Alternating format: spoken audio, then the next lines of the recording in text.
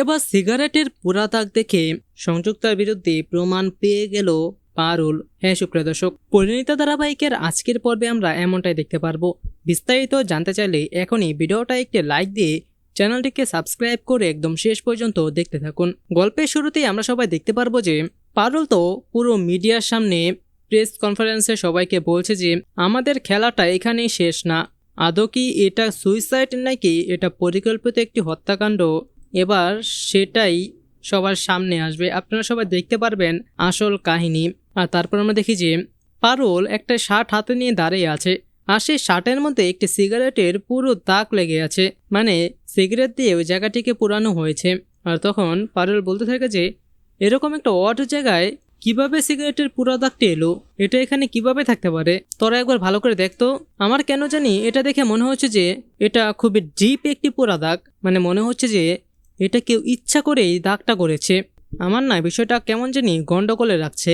আর তখন আমরা দেখবো যে অনিরুদ্ধ স্যার, রায়ান সবাই অবাক হয়ে যায়।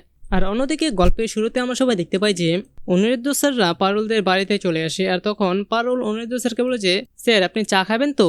আর তখন তো অনিরুদ্ধ স্যার বলতে থাকে যে আরে হ্যাঁ, কেন খাবো না, এবারে চা খাওয়ার লুপ তো আমার একদম 16 আনা থাকে সবসময়, আমি তো চা খাওয়ার জন্য এখানে আসি। আর তখন পারুলের পিসি বলতে থাকে যে আরে হ্যাঁ নিশ্চয়ই, চা তো খাবেনি, কিন্তু এখন তো মাত্রই আমাদের গল্পটা জমলো। তখন পারুলের পিসি পারুলকে বলে যে পারুল তুমি তুলিতাকে বলে দাও না চাটা বানিয়ে নিয়ে আসতে। আর তখন পারুল যখন তাকে বলতে যাবে তখন তার পিসি বলে যে আরে তুমি উঠো না, তুমি এখানেই বসো। আর তখন আমরা দেখি ঠিক তখনই অনিরুদ্ধ স্যার বলে ওঠে যে না মানে আমি বলছিলাম আসলে আমি একটা সত্যি কথা বলবো, আমি না শুধুমাত্র আপনার হাতে চাটাই খেতে চাই। আপনার হাতে চাটা না আমার কাছে ওদিন বড্ড ভালো লেগেছিল, তাই আপনি যদি কিছু মনে না করেন তাহলে আপনি কি নিজের হাতে আমার জন্য চা বানিয়ে নিয়ে আসতে পারবেন। আর তারপর আমরা দেখি পারুলের পিসি তার জন্য চা বানাতে চলে যায়। আর তারপর আমরা দেখি পারুল এবং অনিরুদ্ধ স্যার তারা তাদের কাজের কথা বলে যে আমাদেরকে এখন কিন্তু খুবই সাবধানে চলতে হবে, কারণ কেসটা কিন্তু এখন কোর্টে উঠবে। আর আমরা দেখি ঠিক তখনই সেখানে চলে আসে রায়ান। আর রায়ান এসে তো দেখে যে অনিরুদ্ধ স্যার আর পারুল দুজনে খুব ভালো মতো গল্প করছে।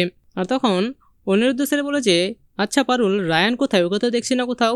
আর তখন পারুল তো বলে যে ও তো নিজের ঘরে আছে। আর যখনই সে পেছন দিকে তাকায় তখনই সে দেখতে পায় যে রায়ান সেখানে দাঁড়িয়ে আছে। আর রায়ানকে দেখে তো সে রায়ানকে আর একটু জ্বালাতে থাকে।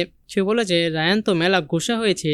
আর রায়ান তো এটা দেখে আরও জ্বলতে থাকে যে কি কি হাসাহাসি হচ্ছে, সারাদিন শুধুমাত্র হা হা হাসাহাসি। আর আমরা দেখতে পাই যে পারুলরাও তো ইচ্ছা করে আরো বেশি হাসতে থাকে, অনেক সুন্দরভাবে গল্প করতে থাকে। আর রায়ান মনে মনে বলতে থাকে যে একদম অসহ্য, ওদের কি সারাদিন আর কোনো কাজ নেই শুধুমাত্র এইভাবে গল্প করা ছাড়া। আর তারপর রায়ান সেখান থেকে চলে যেতে চায়, কিন্তু তখন অনিরুদ্ধ স্যার রায়ানকে ডাক দেয়। যার রায়ান কোথায় যাচ্ছ তুমি, এখানে আসো। আর তখন রায়ান বলে যে আমার কাজ আছে স্যার, আমি তো আপনাদের মতো এখানে বসে বসে হা হা হি হি করে গল্প করতে পারি না, গল্প করে সময় নষ্ট করতে পারি না, আমার অনেক গুরুত্বপূর্ণ কাজ আছে, আমাকে না চাকরি খুঁজতে হবে। আর তারপর রায়ান সেখান থেকে চলে যায়। আর তখন অনিরুদ্ধ স্যার তো রায়ানের এই অবস্থা দেখে আরো হাসাহাসি করতে থাকে আর বলে যে রায়ান কিন্তু অনেক কিউট, রায়ানের তোমাকে নিয়ে জেলাসিটা না সত্যি খুবই মিষ্টি। আর তখন পারুল বলতে থাকে যে বুঝেছি, ও তো একেবারে বদের হাড্ডি। আচ্ছা ওর কথা বাদ দিন তো, আপনি বলুন যে পিসিমণির থেকে আপনার কথা এগুলো আরও, আপনি কি তাকে কিছু হিন্ট দিতে পারলেন এখনো? আর তখন অনিরুদ্ধ স্যার বলতে থাকে যে আমি কখন দিব বলো তো, তুমি তো নিজেই দেখছো সবকিছু, যে তাড়াহুড়া করে তোমার সঙ্গে ঠিকমতো কথা বলার সুযোগটাই পাচ্ছি না। তো সুপ্রিয় দর্শক, কেমন লাগলো আপনাদের আজকের এই পর্বটি সেটি নিচে কমেন্টে জানিয়ে দিন। এবং আপনারাও চান তো যে সংযুক্তা সেনকে পারুল উচিত শিক্ষা দেখ, আর তারপর রায়ান আর পারুলের আবারও মিলটা হয়ে যাক। আপনারা যদি এরকমটাই চেয়ে থাকেন তাহলে সেটি নিচে কমেন্টে জানিয়ে দিন। এবং এরকমই প্রতিদিনের সব আপডেট সবার আগে পেতে চাইলে এখনই আমাদের এই চ্যানেলটিকে সাবস্ক্রাইব করে দিন। ধন্যবাদ সবাইকে।